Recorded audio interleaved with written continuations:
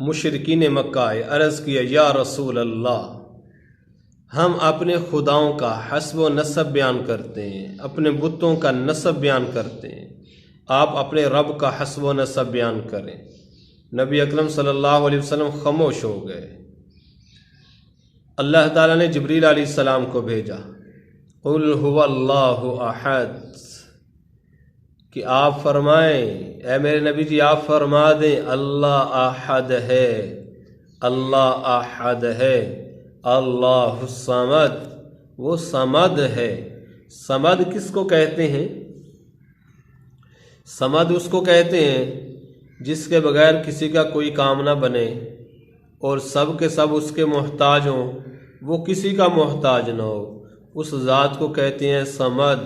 صمد لم یلد ولم یولد، نہ اللہ نے کوئی کسی کو پیدا کیا، نہ اللہ خود کسی سے پیدا ہوا، نہ اس کا باپ نہ اس کا بیٹا۔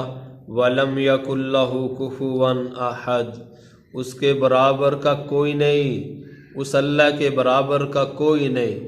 آس بن وائل ایک بوسیدہ ہڈی لے کر آیا، بوسیدہ، اور اس کو ہاتھ پہ رکھ کر اس کو مسلا، وہ ذرے ذرے ہو گئے، مٹی بن گئی۔ کہنے لگا اے محمد، آپ کا دعویٰ ہے کہ آپ کا رب اسے قیامت والے دن دوبارہ زندہ کرے گا؟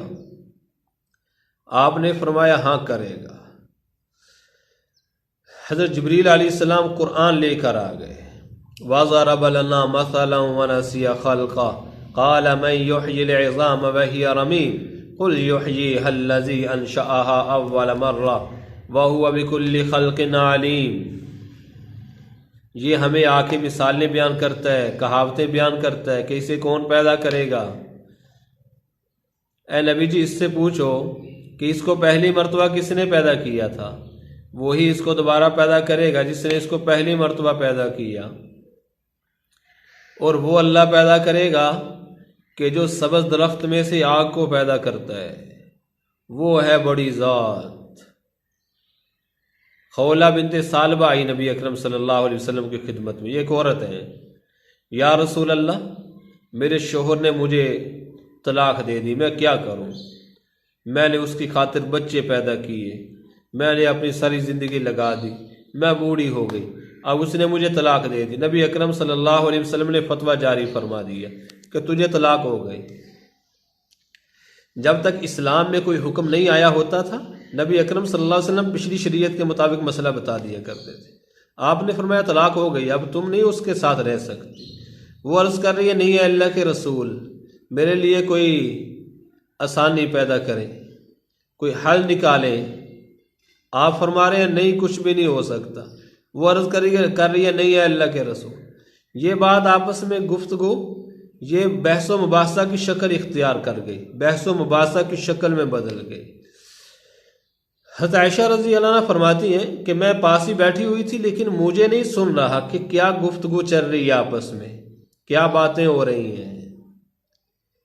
اس وقت پتہ چلا جب اللہ نے قرآن بنا کے اتار دیا، قد سمع اللہ قول التی تجادلک فی زوجہا وتشتکی الی اللہ واللہ یسمع تحاورکما۔